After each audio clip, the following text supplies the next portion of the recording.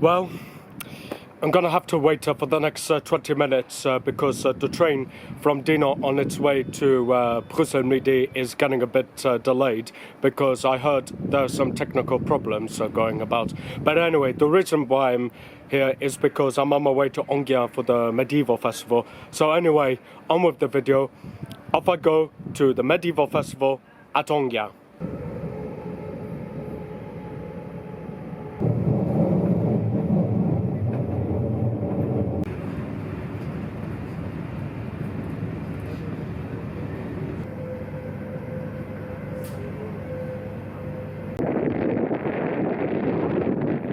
Park my bike at the parking place for bicycles, and look at this, it's raining today. Gutted, it's so raining. I wasn't expecting the weather to be so bad, but at least I will just as well buy the ticket so that I will find a shelter, so that I might just as well have the beer in peace.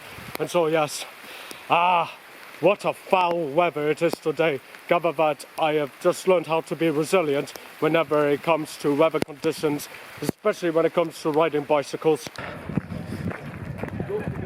I just took my helmet off and I put all my cycling gear in my rucksack so that I can just as well walk around in this medieval festival. So I think I'll need to find a place to seek shelter and to have a beer and something. Looks like I found some old friends over there.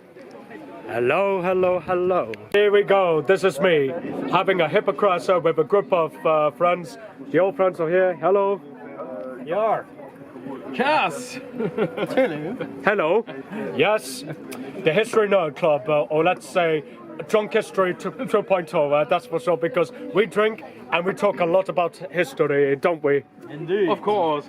Yeah. For example, Yeah? the true story of how Eric the Red reached the Americas. Yes? He asked directions to this guy for Ghent and he told him, just road that way, you can't miss it. And the rest is history. Wow, that's a pretty good point. And what about you? Yeah. Yeah, that's pretty much it. Drunk History 2.0, especially when it comes to drinking irresistible hippocras. Yep, as you can see here, Le Chaudas, irresistible, yeah, with a very beautiful lady, and there's also La Matrice, white dress, purple dress, different fragrance whenever it comes to mead. And here it is, I drink to that, to honor the gods. Thank the gods for that. Thank the gods for that. Yeah. To the gods. Yeah. Thankfully, there is sunrise. Sunrise. Saule is here. This means Saule is here, the sun goddess of Lithuania, because it shows that Saule has just told off Perkunas, saying that, all right, Perkunas, that's enough raining. That's enough throwing thunderbolts at people who try to have fun. And so, thank the gods and goddesses for Saule for that. And so, yes, now it's sunny. And look, Saule's over there. Achugere, Saule. Here we go. Right. On my way to do the video about the medieval fair in Enghien. Okay, here's the medieval section over there. Bonjour. Comment ça va? Très bien, oui. Yeah, where they do the cooking over there, the woodwork. This is the 15th century section where a lot of medieval knights in fully armored armor and the coat of arms over there. As you can see there, the tents. But this tent over there, that's a Christian church. You know what that means? I'm not going inside because, guess what? I'm pagan, as always, and so yes. Okay, we're heading towards the Viking section. Yeah, hopefully I will get to the Viking section by the time I pass these tents, you know, 15th century tents, and especially the tent where they have the Scottish army, 15th century Scottish army over there. There's a blacksmith over there. Oops. There is some drops of rain or drops of water from the tree, but this is the sacred tree over there. What do you expect? And so, yeah. Here we go. The Viking tents. As you could tell, very similar for what you see in the video of Goke in Lithuania, because these tents, this is how the Vikings actually built their tents, as opposed to this one. And here we are. Here come the Vikings, the Viking settlement. As you could see, there's a bonfire, there's a round shield, Viking helmets, craftsmanships, and there's also the banner made by the Vikings themselves, which has a meaning to the symbol as well. And yes, here we go. And here come the Vikings. Skål. Skål. Yeah. The corn skål. Here we go.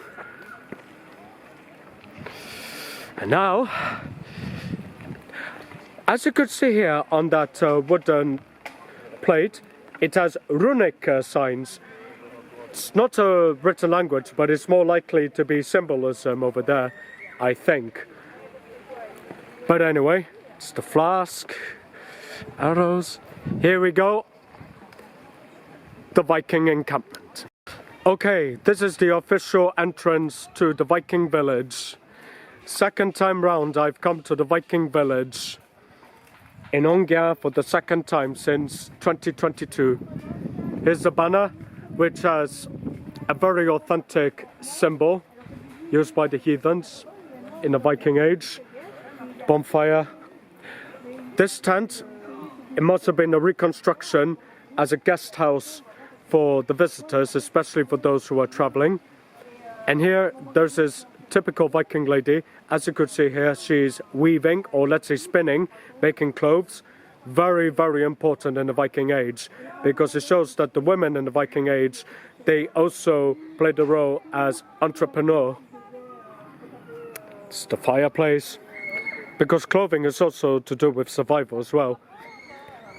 Speaking of survival, when it comes to going into battle, you could see a round shield, the axe, the helmet, and you can also see the axe over there. You see shields with different symbols, animal figures, for example, and so yes. And this is for the washing. Actually, this is the guest house. This is actually the guest house. Sorry, I was wrong. This is the guest house in the Viking Age, especially for the scholars who came to visit the Viking encampment back in the days. And so yes, and here it is. This is the very sacred Viking deities, or let's say the gods. Here, this is Odin in the front. This is Thor, the one with the Mjolnir, and this is Freya, the one with the two cats, because these two cats together are associated with Freya. The Mjolnir, on the other hand, associates with Thor.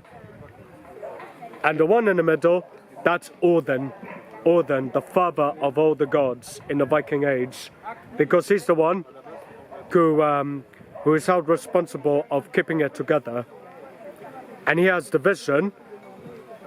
Now, according to tales, he only had one eye, so he has to rely on the ravens, Hugin and Munin, to keep an eye out on all the Viking settlers who even as the symbol of wisdom, or let's say, yeah, something like wisdom, visions, and also, yeah, good omen rather than the bad omen as you see in Christianity.